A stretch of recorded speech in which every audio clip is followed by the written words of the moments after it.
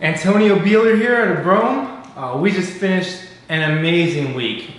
This is the weekly update, and wow, I can't possibly squeeze everything I want to squeeze in 10 minutes, much less 5 minutes. So I'm going to do my best to just power through some of the key points here. First, this is the first week in over a month that we've had everyone here most every day, because we had 2 weeks spring break 2, our second spring break, and before that we had a bunch of people who were sick, and after that we had unfortunately 2 learners who got into a car accident. They're okay, a little bit of whiplash, but they missed all of last week. So this week was the first week where basically all the learners were here all week, and it was great. Energy was pumping through this place. People were really engaged in self-directed learning experiences.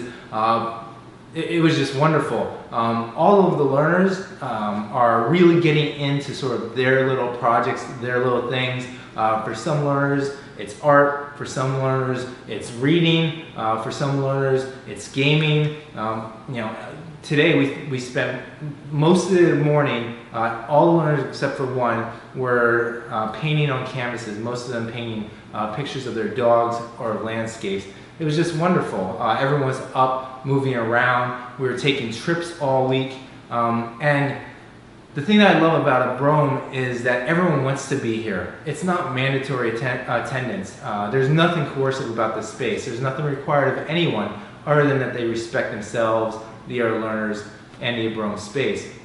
And one way that we know this is that for most schools in the area, this was the final day of school today, or maybe yesterday. Some schools end next week. Most of them have a half day for their final day. At Abrome, our final day isn't today or next week. We go through the end of July. Next year we're going to have a 12-month schedule that consists of 210 days as opposed to the 180 days of all the other schools around here. But again, at Abrome, attendance is optional. No one's required to be here. But we don't have a half day on Fridays. In fact, most of our learners stuck around to 6 o'clock today because they set up an offering and they wanted to watch Finding Dory. And so it was just really great. While most schools, the learners are rushing out the door as soon as they can, as soon as the bell rings, here at Abrome, most of the learners stuck around for an extra 2 hours just so that they can hang out, watch a movie, and socialize. I do have an update with regards to our admissions policies. For people who are not in Central Texas, we have changed the shadow requirement from 5 days to 3 days. So if you're in the Austin area, we still expect you to shadow for 5 days before we make an admissions decision. It's sort of the last step before we make an admissions decision. But for people who are moving to Austin or thinking about moving to Austin from another city or another state, it does not make sense for us to require a full 5-day shadow over a 2-week period. So we're cutting that down to a 3-day shadow, and that will be reflected on the website soon. As far as stuff that we're doing in terms of outreach for the community, just a couple things. I told you last week we have a Raising Resistors group that I participate in to help people sort of push back against the oppression of schooling in whatever way they can within their lives. I did want to point out one zine that we covered a portion of in the last meeting, and hopefully we'll cover again. It's Toward the Destruction of Schooling by Jan Matthews. It's great, it's online, it's free. Check it out. It's just a primer. It's just a way to dip your toes into the question of, do we really need the oppression of schooling? But if you come to future Raising Resistor meetings, we'll definitely be talking about this. Go to abrome.com under admissions to see upcoming events, and you'll find more information there. Also, on Thursday, we hosted the Smart Schooling Book Group at the Laura Bush Community Library within this area in Cuernavaca, and it was a great conversation. We covered Over School but Undereducated by John Abbott. You know it's a great book because I have just a ton of underlining and post-it notes in it. It's not a very well written book, but the points, the history, the psychology, the evolutionary psychology approach that the early part of the book touches upon is great. The history with regards to the English model and the American model is great, but he does a really good job of talking about the dire need for us to break out of the schooling mindset, not just for the sake of getting a good job and making money, but for the sake of society, for us to move forward and actually deal with a lot of problems that we're facing that previous generations unfortunately have created in many ways because of the move towards compulsory schooling and how that has really broken down a lot of the most powerful aspects of human society. Next month, we're covering Ungifted, Intelligence Redefined by Scott Barry Kaufman. I really hope people can join us for that. It's the last Thursday of every month from 6 to 7 p.m.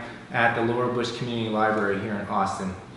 Also, next Tuesday, I'm giving the first of 4 speeches this summer, also at the same library, and this one's going to be on how to get your kids into Harvard and Stanford and allow them to lead remarkable lives.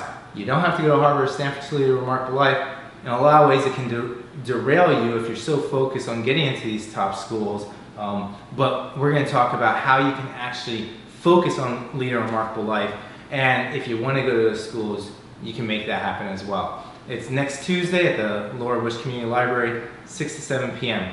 And then finally, on June 10th, 2 Saturdays from now, 3 to 6 p.m. is our monthly info session and open house. Now that most of your children are out of school, or they'll be out of school by then, for the first time in 9 months, a lot of them are actually going to be able to breathe and think for themselves. They're not going to be told what to do on a daily basis, and they're not going to be trying to reach for carrots that other people are placing out for them, or avoid sticks, unfortunately, through the abuse of schooling. So bring them to the open house on June 10th. You can register online at Abrome.com and allow them to actually be in a space where self-directed learning trumps sort of extrinsic motivation, right? Allow them to get a feel for what emancipated learning is, what it would be like for them to actually have agency and control over their educational experiences so that they can lead remarkable lives by the age of 18 and become lifelong learners. So that's what I want you to do. I want you to go to our website, Abrome.com, under admissions, go ahead and register for the next info session, go look at the future events, and take this opportunity now that we are entering into the summer to identify whether or not self-directed learning, emancipated learning is something that you believe that your child deserves. Thanks a lot. We'll give hopefully a shorter update next week, but if next week was as awesome as this week, I can't promise anything. All right, take care. Thanks a lot for listening.